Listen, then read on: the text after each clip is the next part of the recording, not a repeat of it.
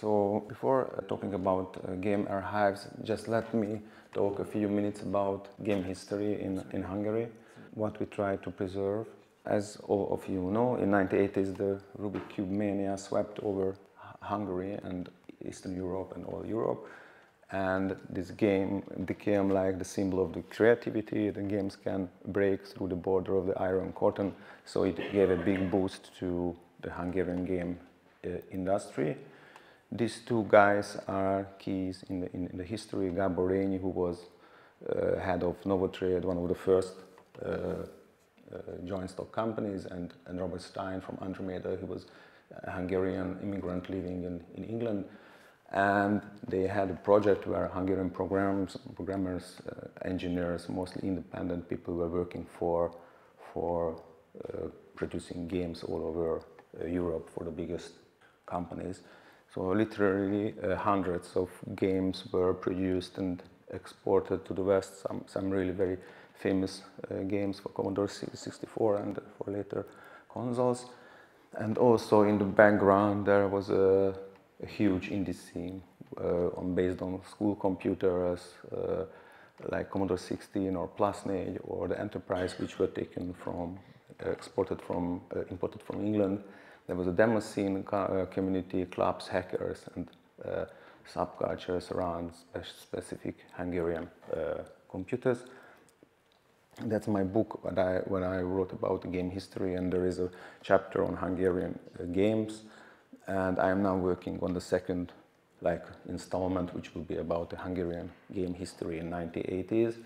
And that's a movie I recommend to everybody. The Mollman series, a long play, which is about Hungarian game history in the 1980s with interviews of programmers, designers. I would say that the biggest and the only really one video game industry in Eastern Europe was in Hungary, probably in the 1980s. But the question is, what about the archives? What about archiving these games? Not much, unfortunately. So I'm a little bit ashamed that I really cannot say a lot of things about what's going on in Hungary, because it's really tragical, the situation. Just something which is going on since a long time, the preserving the hardwares. There is this John von Neumann Computer Society, which has 4 major activities: for sending digital competency, maintaining professional groups and networking, IT-related competitions, and talent management, and preserving IT history. And they have a museum in Szeged, which is an IT history permanent exhibition. They have old computers from mainframe period till Hungarian home computers. It's a very nice exhibition, permanent exhibition. This is Gábor Képes, the managing director of the exhibitions. And they have early cybernetic games influenced by Claude Shannon, and some typical Hungarian computers from the period, like the Primo, which was a Z80 processor, HT, which was a TRS variant, like HomeLab computer, and the Videoton TVC, which was based on the imported Enterprise computer.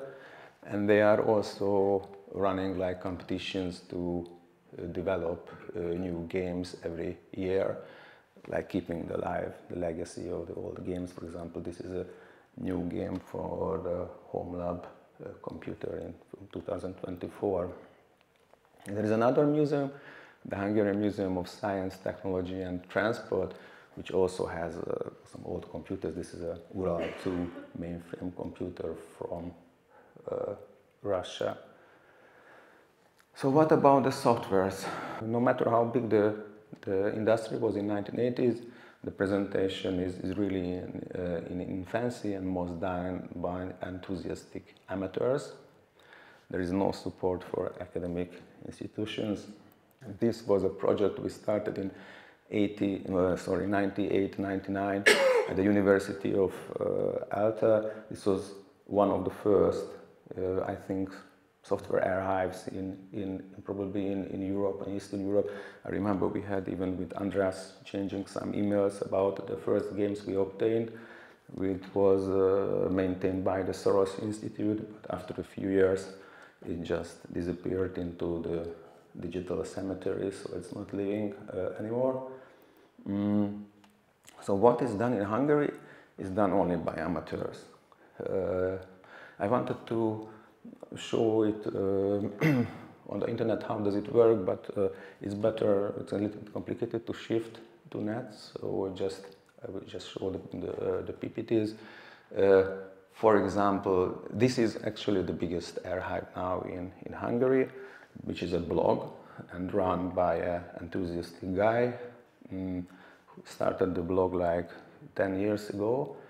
It has like 550 games, including the typing basic games from the beginning. Most of the games are probably from 80s, 90s, but there is also a lot of games from 2000, 2010. You can sort by decade, platform, company. There is no mobile games, and the 2020s are very heavily filtered. There are interviews, news, events, and he had actually intention to collect all the commercial games made in Hungary since the 1980s. At the beginning there was like 20, 30, and now that's almost 600 games.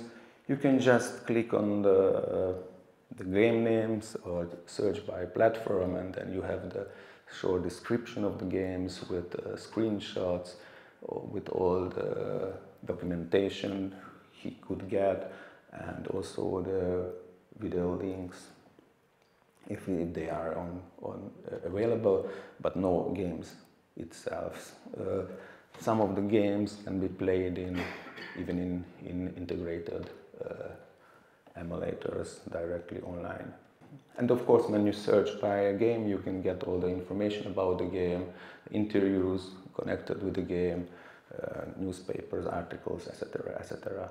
There's another one I wanted to show. It's unfortunately I cannot show it lively, but it's a very interesting Commodore 64 emulator. I think one of the best Java emulators available for Commodore 64 available in the world, because the guy used to make very good filters.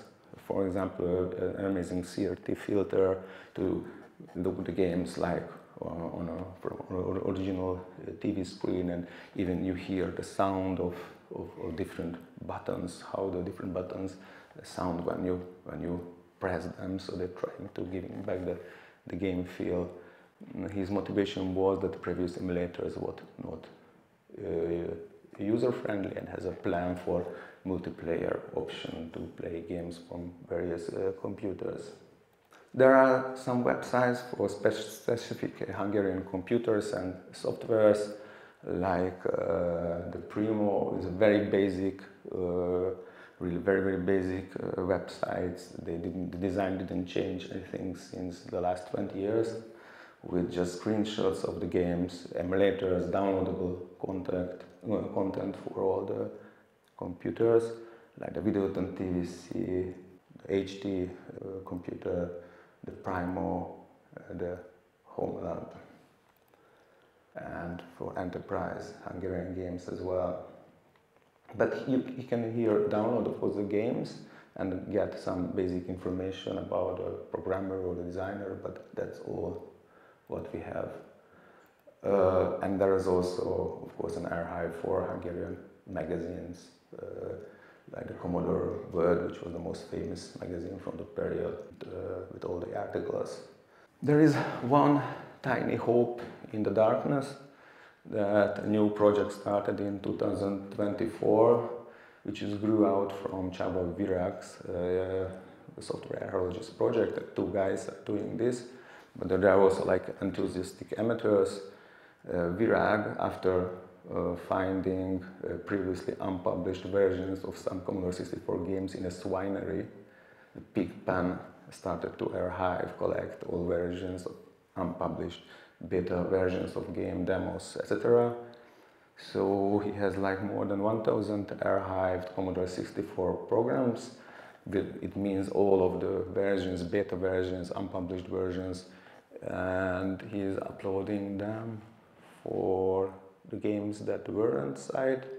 The goal is to archive these games, build the goal of the project, of this software archaeologist project, which is helped by the John von Neumann Computer Society now, so it's some kind of academic background, is to build archiving the game, build a database with full box scans, with all the documentation, links on the net, all of the frame from designers, maybe the games as well, but as we all know, it can be a copyright program, also extracting the sprites.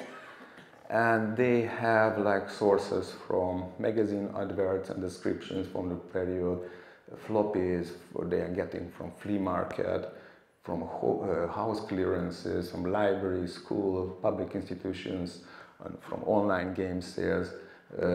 Also they have a very strong connection with foreign programmers, archives, collectors, and wanted lists. So it's built at a huge network, a huge web, which is based especially for Commodore 64. But when it will get public, nobody knows if it will get.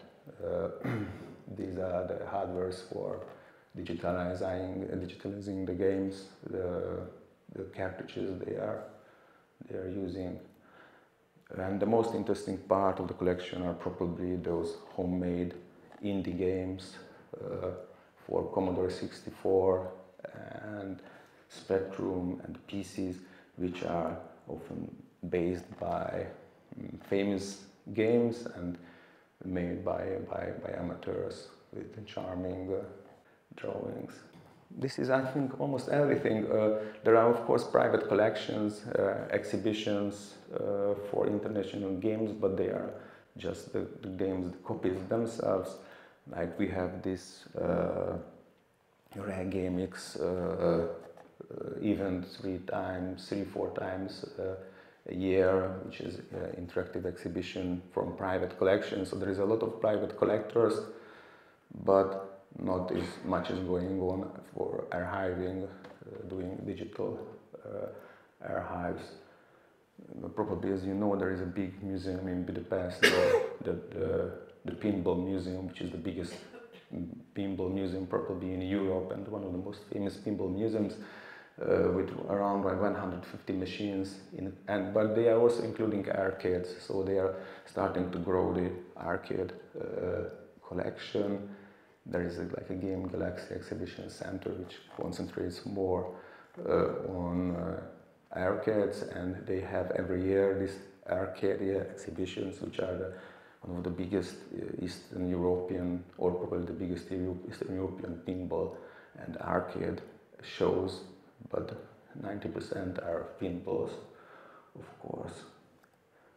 This is my collection of old video games, mostly like Commodore 64 adventure and RPG games. So the situation is not very bright.